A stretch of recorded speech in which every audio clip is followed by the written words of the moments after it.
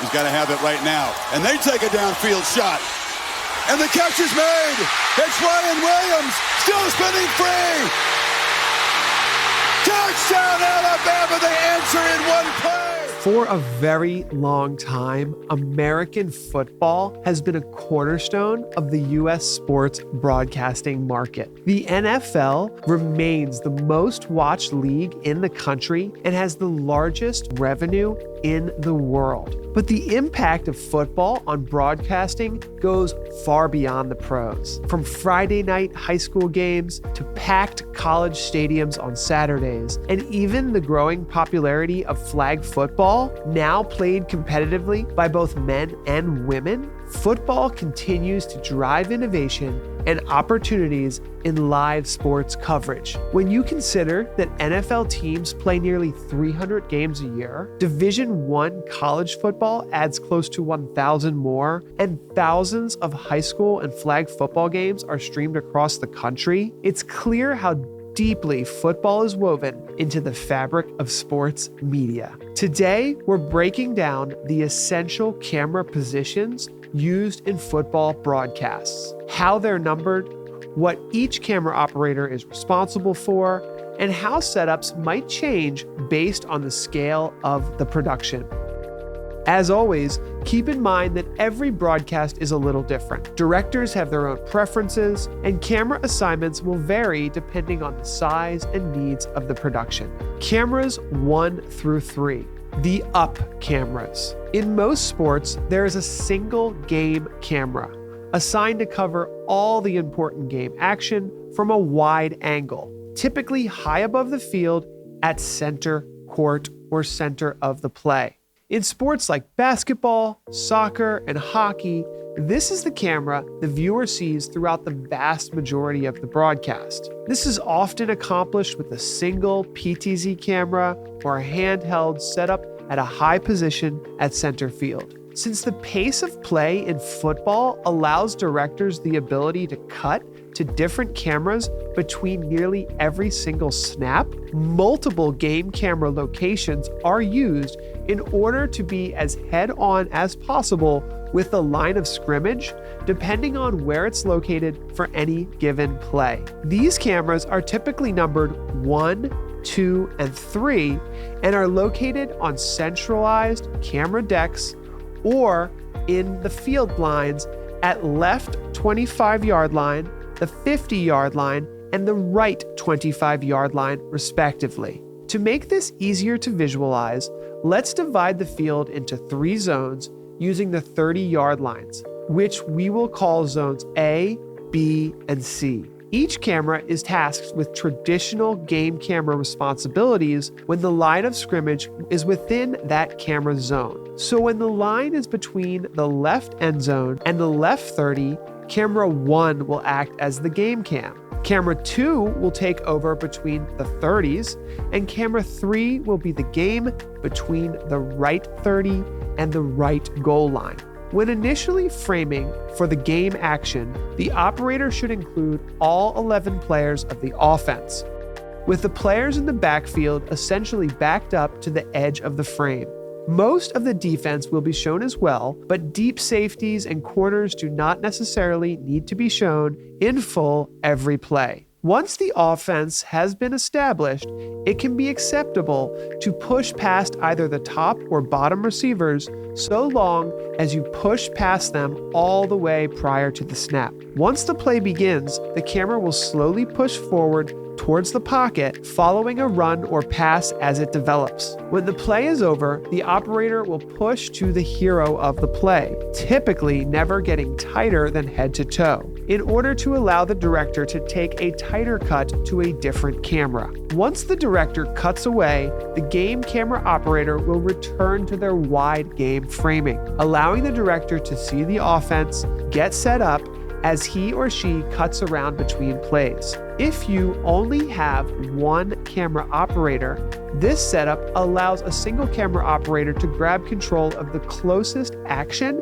using a PTZ joystick controller, which can switch between those cameras. Each camera operator should dial in their preferred pan, tilt, and zoom settings, making sure they can easily keep up with each play. It's generally best to have a fairly fast pan speed for moving left and right down the field, but a much slower tilt and zoom speed to provide a softer, smoother movement like a real camera operator. Still, the more camera operators you have, the better. Oftentimes, you will see 2 or 3 camera operators with their joysticks connected to monitors in a press box, all working together to frame up each new shot, because once the ball moves from the zone of any given up camera, the operator will have to shift their responsibilities to support the broadcast. Typically, the other 2 cameras will be responsible for either shooting ISO shots of a receiver or a group of receivers, or what we call pit framing, which is essentially a shot of the offense and defensive line,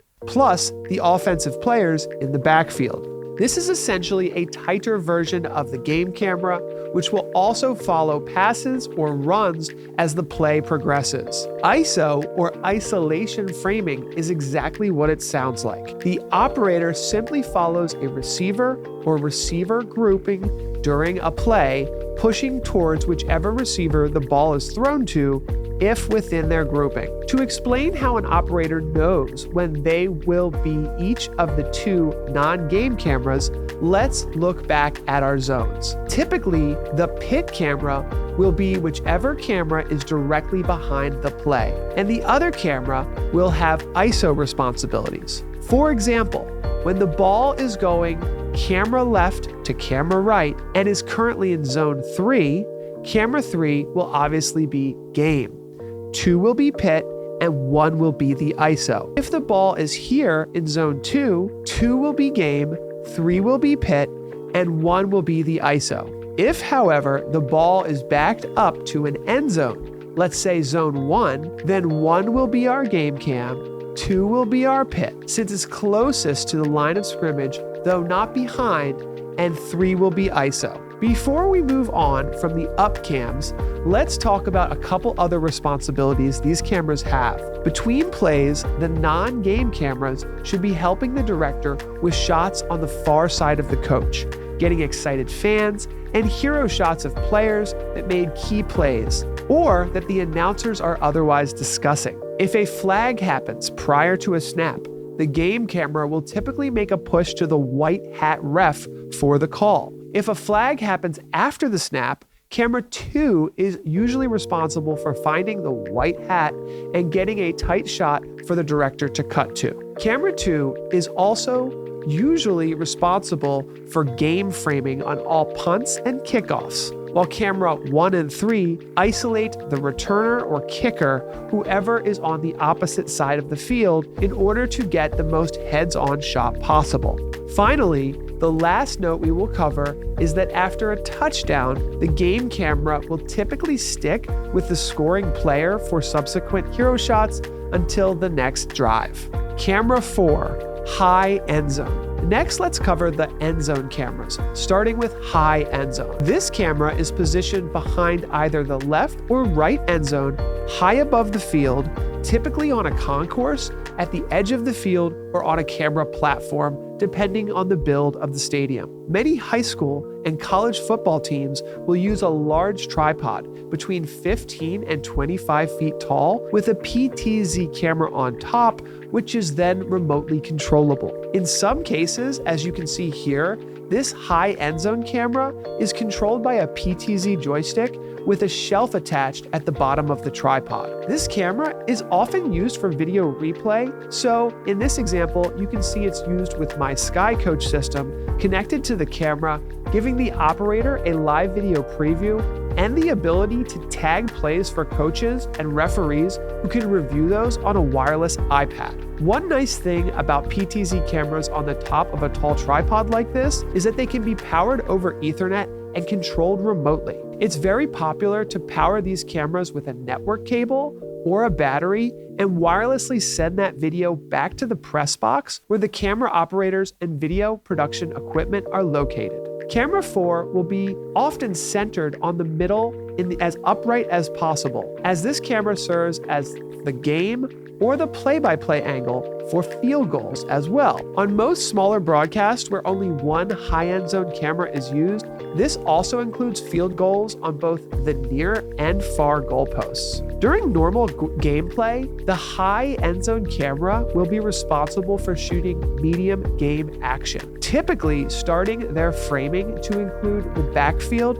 and all linemen, and will follow the play for later use in replays. Most directors will not have the high end zone operator shoot any tighter than head to toe on the ball carried, as this is a great replay angle for determining whether a player is in or out of bounds or for close plays that are near the sideline. This medium framing also works great for a Telestrator replay because it offers a great angle of the play's development. Between plays, this camera will get hero shots of whichever team is currently facing them, in addition to shots of the fans, players on the bench, and the near side coach, since this angle provides more of a head-on view than the upcams are capable of. Camera 5. Low end zone. This is our low end zone camera, which will be placed on the opposite side of the high end zone camera. While this camera is lower than the high end zone camera, it still requires a relatively tall and sturdy tripod to get the camera up and above the heads of the players. This camera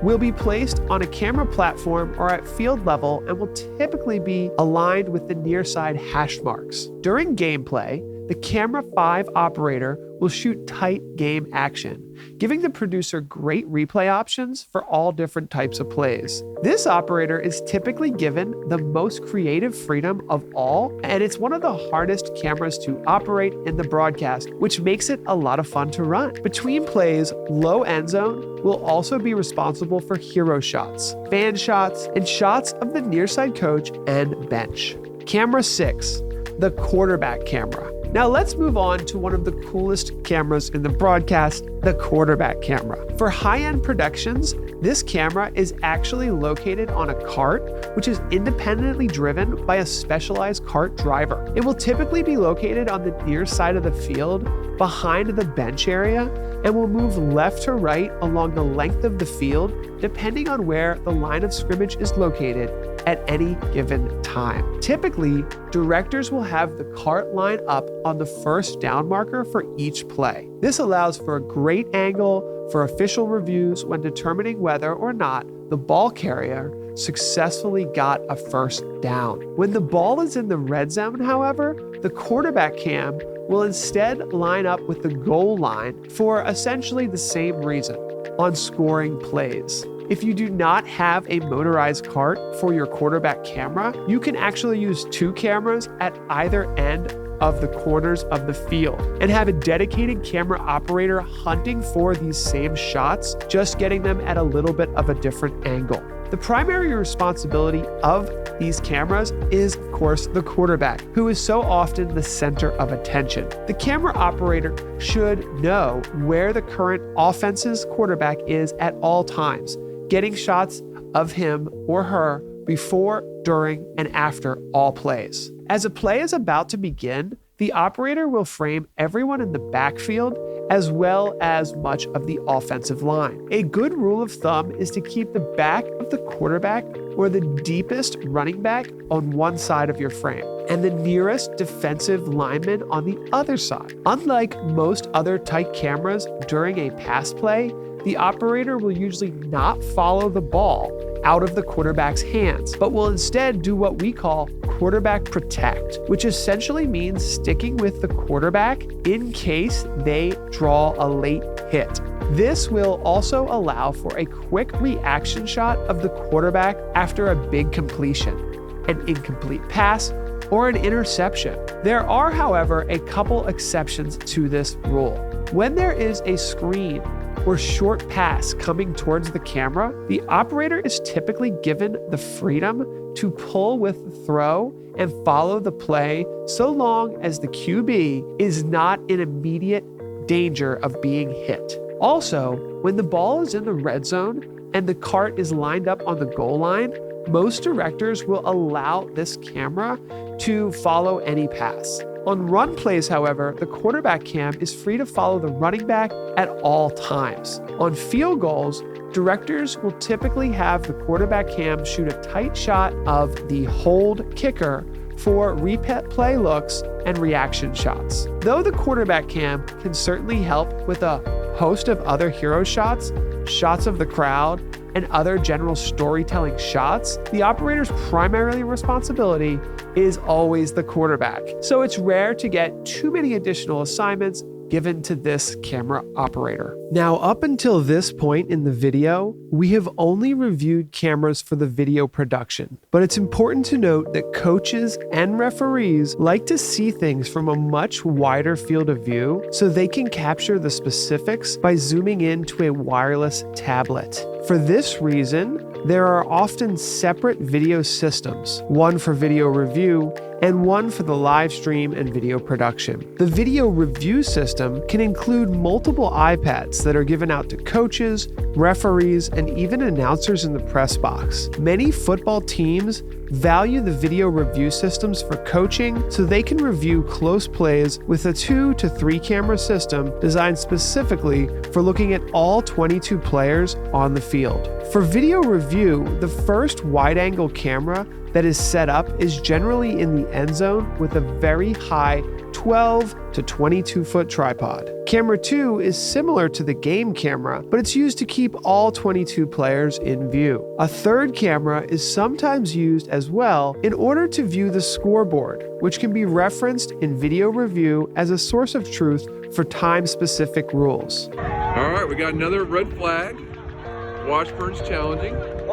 This allows referees and coaches the ability to see any play from multiple angles and quickly reference a game clock. In some leagues, coaches are only allowed to have a certain number of angles to review in an instant replay system like this during a game. I like the spot. You like the spot? I do. I like it a lot. Okay. All right. Confirm that. This is Camera 7, handheld. Last but certainly not least, let's talk about the handheld camera. Prior to this point in the video, all the cameras we have covered are called hard cameras, built on tripods or mounted on pedestals. The final camera we're going to cover more in depth, however, is handheld. It's shoulder mounted and it's generally wirelessly connected to the video production system. Much like the quarterback cam, the handheld will be located primarily on the near side of the field and will physically reposition left and right along the near sideline,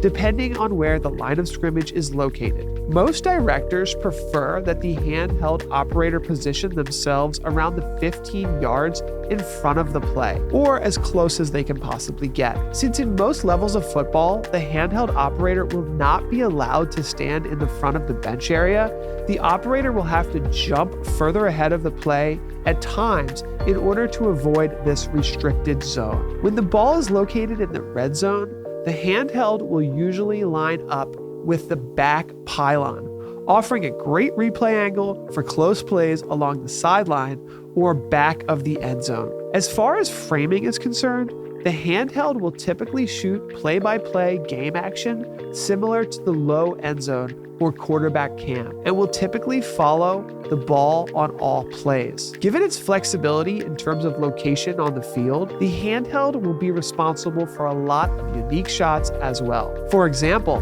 the operator may be responsible for shooting team runouts at the beginning of the game, interviews with players and coaches, shots of the cheerleaders on the sidelines, and up-close fan shots in the crowd. Though it can be pretty physically draining to be carrying around 10 plus pounds of camera gear all around a full football game, this camera is generally a lot of fun to run, and it really allows camera operators to be creative. Other cameras. As I said at the beginning of this video, the number of cameras on a broadcast can vary heavily depending on the size of the show. Most shows will also have a couple other very important cameras that we haven't discussed yet. First is the booth camera, which is a stationary shot of the on-camera talent in the broadcast booth, typically framed against a backdrop or the venue itself, which can be used for the show's open and any additional on-camera segments with the commentators. Most broadcasts will also include some sort of beauty camera, which is typically a wide-angle fixed camera like the PTZOptics Studio 4K. It's a stationary shot of the entire venue as a whole,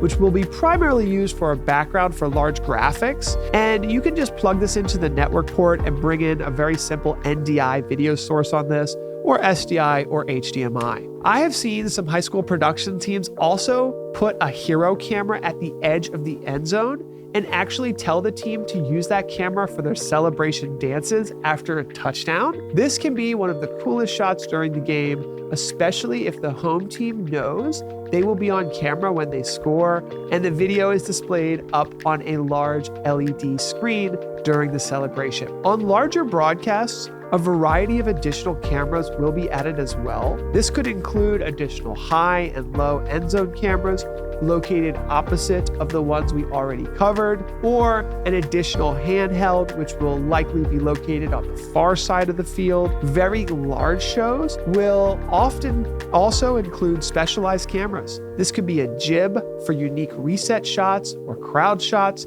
Could also include a sky or spider cam, which are cable cameras that operate above the field, giving a very unique vantage point for viewers at home.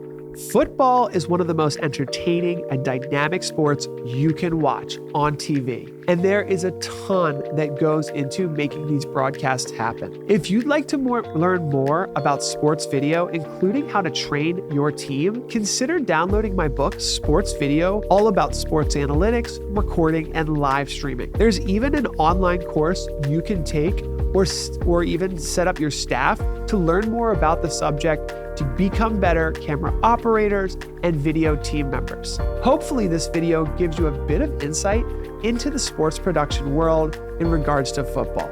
If you've enjoyed this video, drop a like, don't forget to subscribe, and let us know if there's a sport that you'd like us to cover, or if you'd like to reach out to our team to ask some questions. This is going to be a lot of fun. Doing sports production is a blast. We'll see you in the next video.